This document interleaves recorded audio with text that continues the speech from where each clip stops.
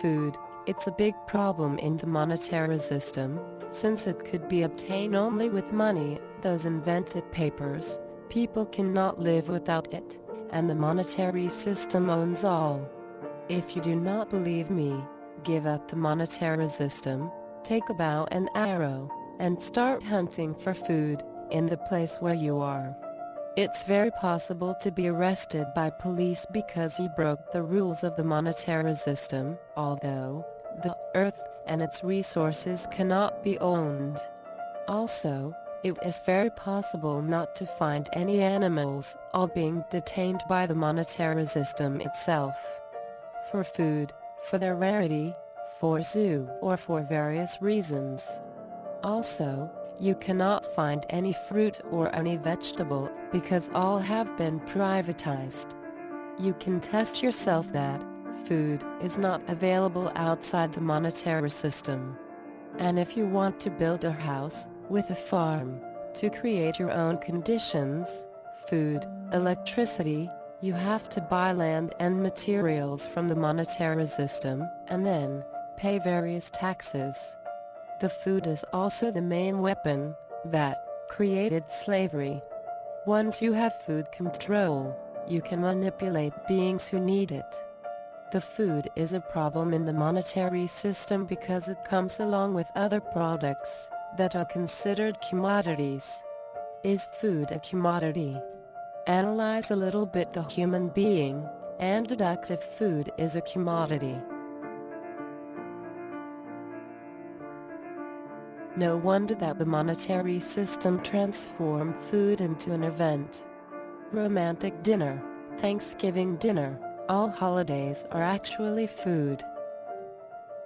Many people die daily from lack of food or because of poor food quality. Also, many accept the monetary system because otherwise could not get it. Drinkable water was abundant a few years ago, and nobody had any reason to sell it, that until it was transformed into a business. This situation is so ridiculous, as one in which the air would cost. I think, Jacques, you mentioned a statistic that was about water scarcity, how we were on pace to running out of water. Was that a statistic that you had? I couldn't remember. While there's floods going on all over the country, how can you have a water shortage? What we have to do is harness the flood waters. Right. If people live near a giant waterfall with lots of water, nobody steals water. Nobody packages the air in front of you and takes it home with them. There's so much of it, there's just no need to steal it. What we have to do is produce in abundance, make it available to most people. Crime is based on scarcity, most crimes. The answers are really very simple, they're not complicated. What is complicated is the educational system today, which is false. If we dump stuff into the ocean, toxic materials, and we pollute the air, we are not civilized. As long as we have prisons and military solutions, military people are sincere. They really want to defend the country, but they don't know how. Armaments, airplanes, machine guns, all that is crude and vulgar, the same as a caveman. They're not much different.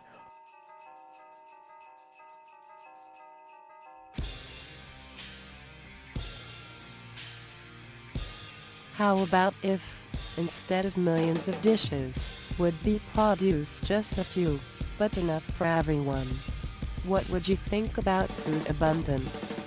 What about supermarkets that are always filled with food, but only those who have money can buy it? What about foods that expire and are thrown away? This, when thousands of people die of hunger every day.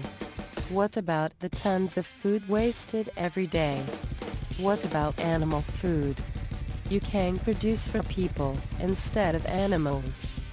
Because, after all, the monetary system is for who? Not for the humans? How about if there would be bread with vitamins in it for those who die of hunger, and abundance of them?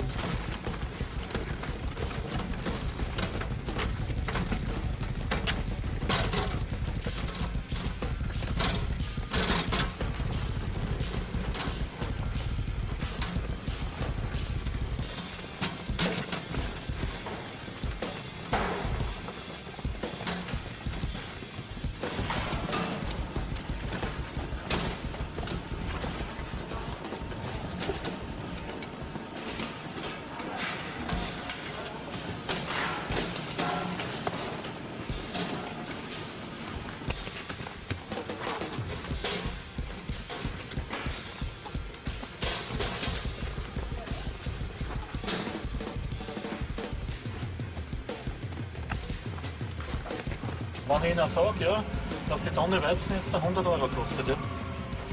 Und wenn ich heute schaue, ja, was der Streusplit kostet, ja, und was das Salz kostet, was wir auf die Straßen stellen, was wir im Winterdienst verwenden, ja, dann fällt die Realität. Heute kostet der Streusplit mehr wie der Weizen, den was der Bauer produziert. Und das müssen die Leute wissen. Das müssen die Leute wissen. Es sollte einen gerechten Preis geben für die Produkte, was wir produzieren. Und nicht nur immer sagen, ja, ein Schnitzel darf nur 2 Euro kosten. Und dann wundern sich alle Leute, ja, warum wir Tierfabriken haben mit 20.000 Schweine. Das ist die Frage, ob wir das wollen. Ja, aber anscheinend wollen es die Leute, weil das wird immer schlimmer.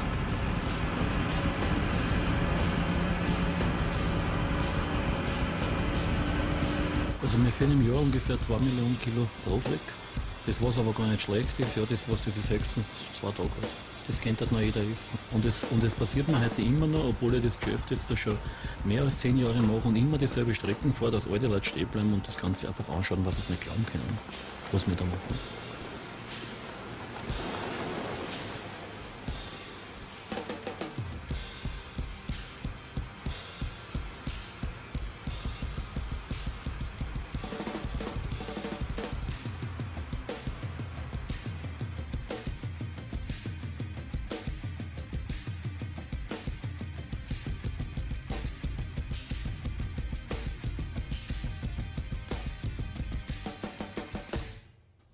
Welcome back to Good Morning Northwest HD. Well, it's said that on average a family will throw away about 1/3 of all the food that they purchase. KXLY4's Colleen O'Brien is here with a cool click, one that'll show you how to turn expiring food into a meal. That's right. Yeah, if you're like me, I hate to waste food, but inevitably I will throw away that almost rotten group of vegetables, and it pains me. I hate throwing away food. But this website, lovefoodhatewaste.com, it'll show you how to turn anything from stale bread to dried out mushrooms and bottom of the cereal bag crumbs into an actual meal. So let me show you the first waste-saving tip they have on this website, and it's something I struggle with. That's portions, and it's right here in the red tab. And all you have to do is choose from the most popular foods here that people have problems with portions. I'm going to choose pasta because I always either cook too much or too little. Nothing wrong with leftovers, but when you cook too little, that's a little disappointing. So here I'm usually cooking for 2 adults, no children, but you can also choose for children. Next step, you need about 200 grams of pasta. Another helpful tip is that with rice they use hand-fill portions or half-mug portions, so really easy to understand. Another one is the meal planner. Save time and money. They make a list for you right here, a 2-week meal planner. Well, all you have to do is print out the shopping list, shop for it, and your meals are already planned. So you're not going to waste any food, you're not going to buy too much or too little. That's a great thing. Now, coming up the next half hour, I'm going to show you the best part of this website, and that is all you have to do if you have something about to expire or a food that's just getting to that point where it's a little bit limp, the veggies, you know what I'm talking about, choose from this list. It'll show you how to make a meal out of that almost expired food. And there's actually a way to use the crumbs at the bottom of the cereal box, Colleen. Yeah, this is for the people who hate wasting food so much that they lick their plates. Oh. It's true. You can use the bottom of the crumbs in the cereal bag, put it into a bread mixture, and take out the equal amount of flour, and it actually adds texture to your bread. That's according to this website, so you can put your favorite cereal into your bread. Yum! Sounds good to me. So what I wanted to explore this half hour is you have some food expiring, you have some veggies that are going limp. What do you do with them? You don't want to waste them. Well, this will show you a recipe to use all of your expired items. So it does the work for you because recipe books don't always, categorize things by expiring food. So this takes all the guessing out of it. Let's explore it here. All you have to do is go to this blue tab called Recipes. We'll wait for it to get there. And then at the top, there's 4 categories. You want to go to Rescue Recipes. And of course, the word rescue is the main word here. So let's say you have, I have a problem with celery always going to waste because it gets that little hula going on. It does the hula. I don't want to use it, but apparently we can. And here's 4 recipes here that you can use. Celery, that's going to go to waste. Same thing with cheese. You can go to cheese. Really easy. So explore this website, Love Food, Hate Waste. With these new cages, even farmed fish will be able to travel the ocean. They were created by researchers at MIT by attaching 2 huge propellers to spherical cages 19 meters wide. The new fish homes could become an alternative to conventional cages which are anchored in one place. Large amounts of fish species can become trapped under cages and damage the seafloor and marine life nearby. Since the swimming cages are designed to drift with water currents, they never sit in one place long enough to cause harm. And if they float too far off course, they can take control by powering up their own propellers. A small boat tethered above carries a diesel generator to power the motors. The researchers recently tested a prototype in Puerto Rico and found that it was easy to maneuver. The cage was able to propel itself at a steady rate of 0.3 meters per second.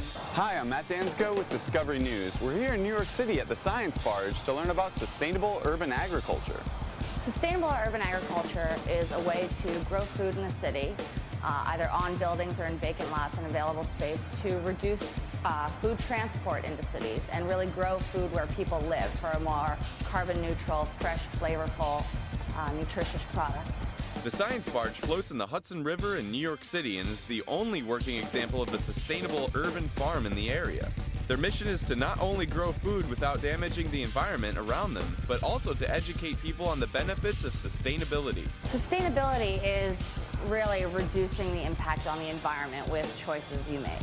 What you decide as a consumer to purchase as a food product, you're really voting with your food dollars of what you believe in. The sustainable production methods that we're looking at are controlled environment agriculture. So we're looking at greenhouses coupled with recirculating hydroponic systems, powered by renewable energy sources and irrigated by rainwater collection.